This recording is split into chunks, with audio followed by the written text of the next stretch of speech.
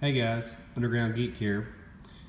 And today I'm going to be talking about the Defenders issue number 5. And I got the Venomized variant just because I love Venom.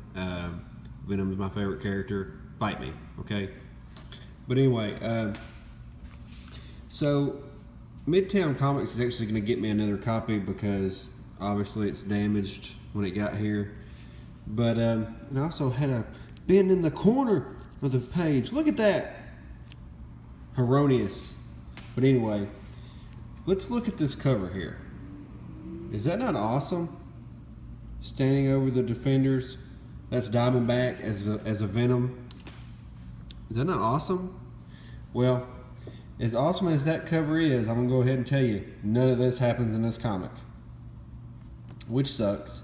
Now, how hard would it have been for Diamondback to get a piece of the Venom symbiote and have it grow into another? They already did that with Mania. Have it grow into another Venom, and wouldn't that be kind of cool? But anyway, I know why they're doing the variants. I'm just saying that would have been cool to tie that into the story. But anyway, so let's talk about a few things here. So the writer is Brian Michael Bendis, and he's atrocious. I'm gonna go ahead and tell you that right now. The artist is David Marquez, and I'm going to go ahead and say I feel bad for this guy with this comic. I really feel bad for this guy. The color artist, Justin Ponzer, feel bad about him too.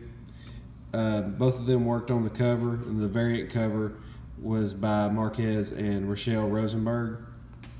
So I guess they did this one. I guess that's what they're trying to say. But anyway, so let's go ahead and look at the editors. Tom Brevoort, gosh. Well, you didn't do your job, I'm going to go ahead and tell you. Alana Smith, assistant editor, male and female. It's very strange. But anyway, so we start here with the Defenders. Got this cool title page here. Pretty much Punisher is talking about why the Defenders don't work, why they're standing back and letting Diamondback just do this stuff. And so right off the bat, the first bubble upsets me. Okay? Danny Rand, the Iron Fist. Owie! Really? Owie? Really? Okay. But then look at the art. Look how good the art is. He even does spit coming out of his mouth. I mean, this is great. The sketching and everything. Owie, man up, Fist. I swear, I think Diamondback broke his back tonight. All things considered, Owie is pretty okay, Oh, dude, you broke? No, not Al broken. My body is, a temple. Well, your temple is broke, son. Who made this dialogue? Golly. Anyway, so then we immediately go to the art here. Look how well Iron Fist is drawn, and look how well this nurse is drawn. Okay, let's just talk about that. So basically they're talking about how she does a bunch of work for them as a night nurse, and she can't pay her rent, so she needs more money, and he's going to buy her building for her so that she can afford to take care of herself. So he does it, and all this talk's going on, and you kind of see a little something going on between the Iron Fist and her. But anyway, so then they're talking about different things to do with what happened to Diamondback, and then they say, oh, Diamondback has escaped. That didn't take long. He's listening to the scanners right now. He says, Willis Stryker, a.k.a. Diamondback, is being transferred before processing. He was too high risk to be in a county lockup. So they decided to ship him in the same van as the Punisher. Doesn't seem too smart to me. A guy that you got to keep like this, you're going to put with another inmate. So anyway, so then the dialogue goes, they put him in the same van as the Punisher? Are you kidding me? Are you kidding me? Cheap. I mean, really? Oh, I know what happened. My man Willis opened his mouth. My man Frank Castle. Okay. Pretty good art though, because look at his face. Look at his face, how detailed. And then we get this scene right here, drawing the little scars on his face. Look at the emotion in Diamondback's face. This artist is pretty good. The Almighty Punisher. Scourge of the underworld. I heard you was out there looking for me. So this is what? Fortuitous? That's a big word for you, Diamondback. Don't use words you don't know the meaning of. So who's backing you? Okay. So then basically we get more talk, and I'm going to skip a few pages here. But we get a scene here. For some reason it needs to take up this whole page, but then it gets cool right here at the end. I would have probably had these a little bit smaller and had this one take up more space with more detail in the card flipping over. But anyway, I don't really understand what happened, why it flipped over. I mean, did the invisible superhero knock it over? There needs to be explanations here. But he's like, oh, I hit my nose again. Okay, that was funny. My nose, really? And then he says some random cuss word, kicks Frank Castle in the face, and then somehow gets away. I mean, I don't understand what happened here at all. Did Frank Castle do it? If he did, why did he not do it to where he could get out and get to Diamondback? That doesn't make any sense. You lucky, Frank Castle. You lucky. I don't know.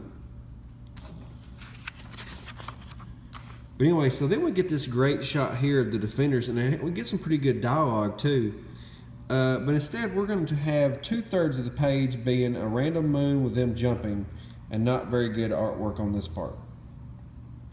Why wouldn't you blow this up to 2/3, make them extremely detailed, and kind of emphasize that cool shot? Because look at this cool shot here. Imagine if there was more detail in it, how good it would be. But anyway, I mean, who thinks about those kind of things, like editors? Okay, so then they're talking about how they're going to go see somebody, and look at the good art on her face there. She looks like a female. He looks like a dude. But then we get this great shot with Hellstorm here, and he's finishing a conversation with the person inside as he walks out, and he goes, "Oh, hey, Hellstrom. Jessica Jones, long time. That's what you say to me, long time. Hey, Damon, it's been a long time." He's like, I mean, that's cool. Look at that. Look at that shot there. I love characters like this, if you can't tell. Then he storms off. And that's all we get. That's all we get of him. He's making cameos, just like Blade did in the last couple of issues. People are just making cameos. But then he says, "What was that I dated before you?" You should talk, She-Hulk. Oh, no. So then they're talking as they're going to the door, and these random dudes and wife beaters are just sitting here for some reason. I don't know. They don't even question them. She just walks around the door. So she gets off the phone there, and they're going to go talk to this lady, and she says, "Look, before you even talk about Diamondback, just turn around and walk out." I was like, uh-oh, she knows. So then as they're talking, I got a little confused here. I didn't know which way I was supposed to read because I was reading like this, and I was actually supposed to be reading like this. But once I got completely done, I figured it out. Oh, it only took me to get completely done with the page. I don't know if that was my stupidity or if they maybe needed some kind of direction to tell you where to read. I don't know. But we get an okay shot here. It's pretty good detail.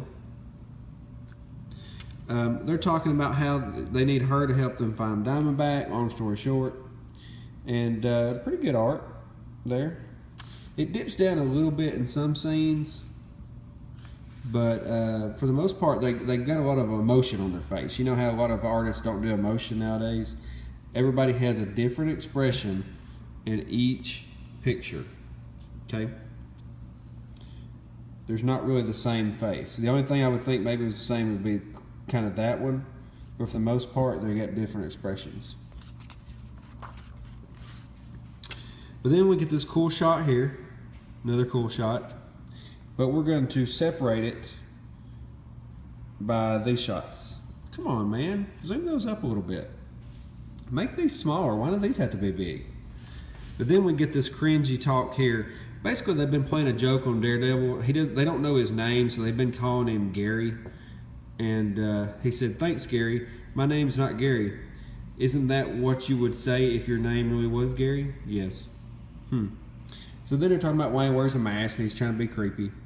And he says, "I can't just do it without the mask. I can't hurt the villains without, or scare the villains without just my face." he says, "Are you too famous?" He says, "I'm too handsome." He said, "Same seas." Oh my God. Why are they trying to make the Iron Fist in this book a wimp? The mask works. It means something to me, and it keeps my loved ones safe from That's fair. Now do the thing you wanted to do. Oh God, really? Now do the thing, man. So they're trying to find out what happened there. They figure out that Elektra has been there. Pretty cool art there, but we're going to make this art a lot smaller. We're going to have all this chopped up here. Whatever. But then Black Cat gets this big spread right here. Pretty good shot. So she's going home. It's been a long day. She goes in the door and she finds Diamondback there. And that darn boy has used her shower and used her towels. No, he didn't. So then they're talking and how they're saying that they've been, they've been halving the Kingpin title. Both of them are considered the Kingpin right now because they've been helping each other. So she's ultimately the one that's been backing him.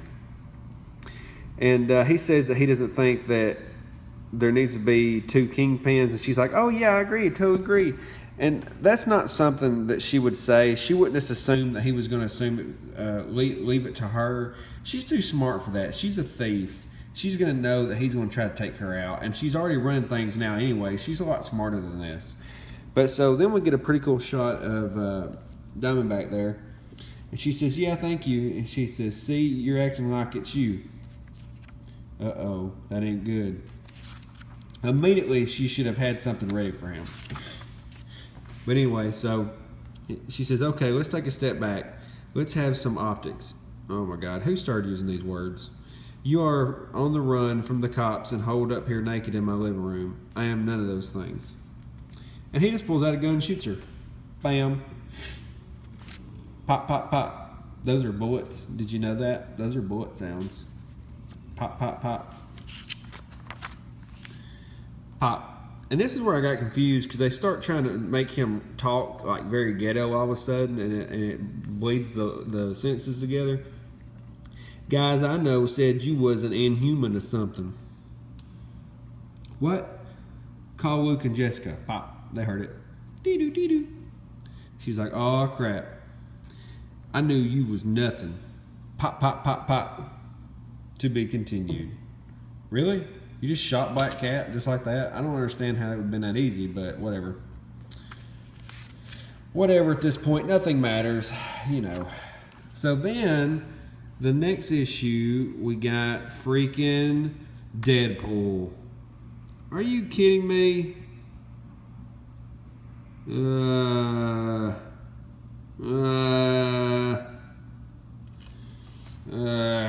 Why is he so overused? Why are we using him in everything now? Stop it. Gosh. This commercial's better than that. And who's Caramel? But anyway, so pretty much the best part about this comic is the art. The art's fantastic. It does need a little bit more editing though. It'd be nice if they had somebody that edited this and said, "Hey, this would look better if we had it a different way." This guy. But whatever. It's not like she's going to tell him anything. She's just there for the publicity. But anyway, all in all, good art, good comic, bad dialogue, terrible dialogue. Good drawing, good artwork. Yep. That's basically what the Defenders is at this point. But tell me if you've read this comic. Tell me what you think about it. I definitely would not keep reading this at this point. This is just a boring, nothing comic. It's bad because even finding out if Black Cat's going to make it is not even important to me at this point because the dialogue is so bad.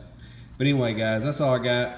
Hit the thumbs up, hit the notifications button, and have a great day. This is garbage. See ya. Bye.